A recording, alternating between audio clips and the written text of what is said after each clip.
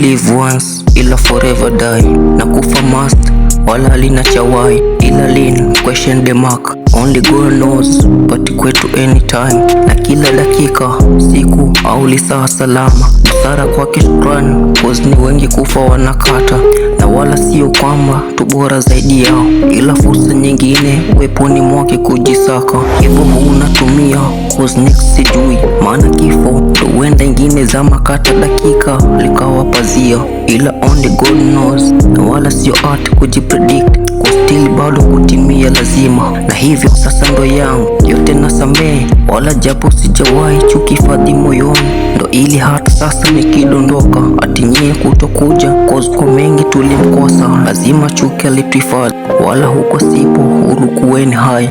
Ndiposa sasa hili kabla ya kifo kunisanda, ili kesho sije kuwa donda hofu mara kwa yangu kutoka nyaga.